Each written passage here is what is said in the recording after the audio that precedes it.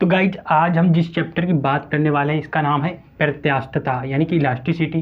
तो दोस्तों आप जानते हैं कि आपके एयरफोर्स और नेवी के एग्जाम में प्रत्यास्थता चैप्टर कितना इंपॉर्टेंट है। यहाँ से आपके 2 क्वेश्चन लगभग ज़रूर पूछे जाते हैं और यहाँ से आपके ज़्यादातर कॉन्सेप्ट बेस्ड क्वेश्चन पूछे जाते हैं। अगर आपका कॉन्सेप्ट क्लियर हो गया तो ये चैप्टर आपका भी क्लियर हो गया और ये चैप्टर आपके लिए बहुत ही इंपॉर्टेंट है क्योंकि यहाँ से क्वेश्चन ज़रूर ही पूछे जाते हैं। तो आपको इस चैप्टर को मैं इतनी सरल तरीके से बताऊंगा कि यहाँ के आप एक भी क्वेश्चन बिल्कुल भी गलत नहीं करेंगे एग्जाम में। अगर आपने ये वीडियो पूरा देख लिया तो आपको ये वीडियो पूरा देखना है, एक एक क्वेश्चन यानी कि कॉन्सेप्ट को क्लियर करना है। तो गाइस प्रत्यास्थता को स्टार्ट करने से पहले सबसे पहले समझेंगे वस्तुएं। तो वस्तुएं आपकी कितनी प्रकार की होती हैं दोस्तों?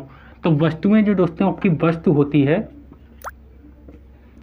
वो होती है 2 प्रकार की। कितने प्रकार की दोस्तों होती है? वो होती है आपकी 2 प्रकार की। पहली होती है ठोस वस्तु,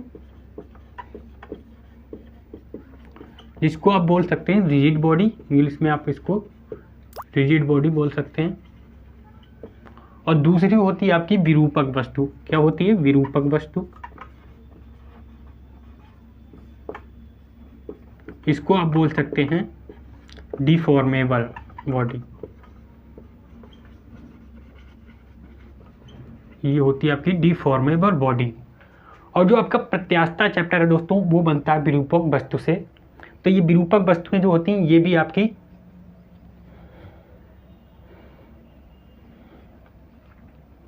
तो गाइस जो ये आपकी विरूपक वस्तु होती है ये भी होती है आपकी 2 प्रकार की। कौन कौन सी होती है दोस्तों? ये होती है आपकी 2 प्रकार की। पहली होती है जो आपका चैप्टर है इलास्टिक और दूसरा होता है आपका जिसको बोलते हैं प्रत्यास्थ वस्तु।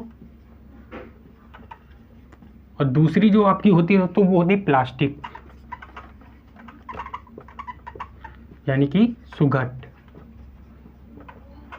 ये आपकी 2 वस्तुएं होती है दोस्तों, एक होती है इलास्टिक और दूसरी होती है प्लास्टिक। तो सबसे पहले आपको ये कॉन्सेप्ट जरूर पता होना चाहिए कि आपका जो प्रत्यास्थता चैप्टर है वो कहाँ से स्टार्ट होता है। ये आपका वस्तु होती है 2 प्रकार की, ठोस वस्तु और विरूपक वस्तु।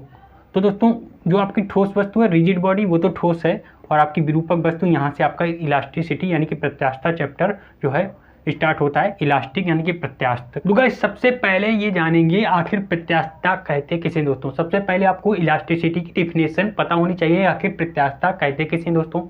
तो प्रत्यास्थता दोस्तों होता है किसी वस्तु का वह गुण जिसके कारण उस पर जो है किसी वस्तु पर लगाया गया विरूपक बल हटाने पर वह वस्तु अपनी पूर्वावस्था यानी कि कोई वस्तु है यानी कि कोई बॉल है आपकी, ये आपने एक रबड़ का गुब्बारा लिया और इसको जो है आपने पचकाया यानी कि आपने इसको दबाया। तो ये जो है अपने दबाने के बाद ये आपने लगाया विरूपक बल। जब आप इसको ये आपने दबाया तो ये आपका इस प्रकार से कुछ मान लीजिए हो गया। और जब इससे आप अपना ये बल को हटाएंगे, विरूपक बल इसको कहते हैं, इसको हटाएंगे तो ये अपनी पूर्वावस्था में फिर दोबारा आ जाएगा। तो ये पूर्वावस्था में आने की क्रिया को ही आपको प्रत्यास्थता कहते हैं यानी कि इलास्टिसिटी कहते हैं। तो आई होप कि आपको इलास्टिसिटी समझ में आ गया। प्रत्यास्थता कहते किसे हैं? अब दोस्तों जानते हैं विरूपक बल किसे कहते हैं दोस्तों। विरूपक बल क्या होता है कि किसी वस्तु पर जब ये बल लगाया जाता है तो उसकी आकृति व आकार में परिवर्तन हो जाता है। तो यही बल जो होता है आपका विरूपक बल होता है। सिंपल सी डिफिनेशन है, आपको समझ में आ गई होगी। और गाइस ये जान लेते हैं आखिर ये सुघट्ट क्या होता है यानी कि ये प्लास्टिक क्या होता है दोस्तों।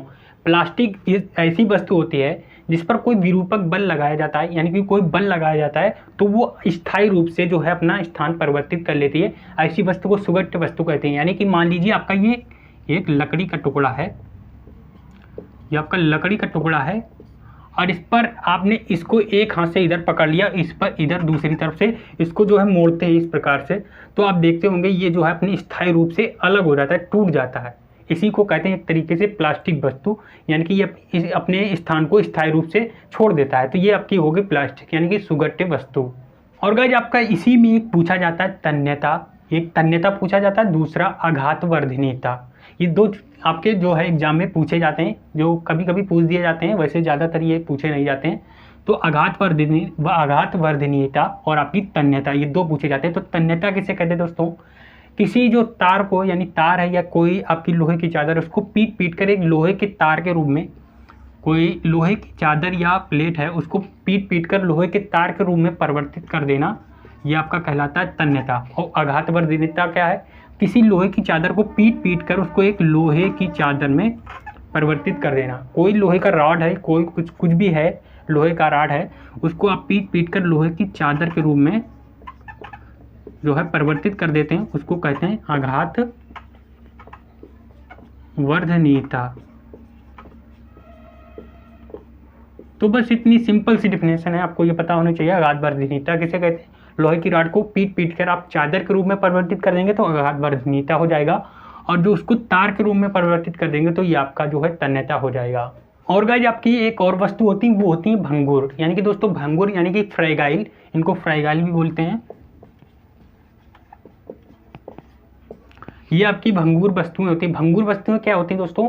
जिनको पीटने पर ये जो है चूड़ के रूप में बन जाती हैं, यानी कि टूट जाती है, बिल्कुल जो है पिस जाती हैं। जैसे आप लकड़ी के गिट्टक को लीजिए, लकड़ी का गिट्टक है, इसको पीटेंगे तो ये बुरादे के रूप में परिवर्तित हो जाएगा। आप इसको हथौड़े से पीटेंगे तो ये बुरादे के रूप में छोटे छोटे कणों में परिवर्तित हो जाता है। तो लकड़ी जो होती है आपकी भंगुर होती है। ये ऐसी वस्तुएं जो होती हैं भंगुर वस्तुएं कहलाती हैं। तो गाइस यहाँ पर जो आपके सबसे दो इंपॉर्टेंट पॉइंट हैं वो है प्रतिबल और दूसरा है विकृति। तो प्रतिबल किसे कहते हैं? एकांक क्षेत्रफल, यानी कि एकांक एरिया है, उस पर लगाए गए प्रतिक्रिया बल को आप लोग प्रतिबल कहते हैं। बहुत ही सिंपल सी परिभाषा है, एकांक क्षेत्रफल पर लगाए गए प्रतिक्रिया बल को आप प्रतिबल कहते हैं दोस्तों। इसको जो व्यक्त करते हैं इसको सिग्मा से व्यक्त करते हैं, सिग्मा से, और सिग्मा बराबर हो जाएगा दोस्तों एकांक क्षेत्रफल पर लगाए गए बल को। ये एकांक क्षेत्रफल हो गया, लगाए गए बल को क्या कहते हैं? प्रतिबल कहते हैं दोस्तों। ये आपका प्रतिबल हो गया।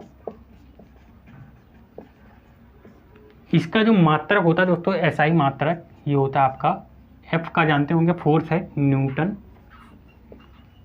प्रति मीटर, ए है आपका एरिया मीटर स्क्वायर, और इसका दोस्तों एक और मात्रक होता है, उसको कहते हैं क्या? पास्कल। पास्कल भी इसका मात्रक होता है दोस्तों। आप जानते होंगे कि फोर्स प्रेशर जो होता है, दाब P बराबर होता है F/A। ये भी आपका प्रेशर का फार्मूला यही होता है F/A। तो इसका मात्रक प्रेशर का होता है पास्कल। तो इसी प्रकार जो प्रतिबल का मात्रक होता है वो पास्कल भी होता है। तो आई होप कि आपको इतना सारा सब कुछ समझ में आ गया होगा। अब दोस्तों बात करेंगे विकृति को।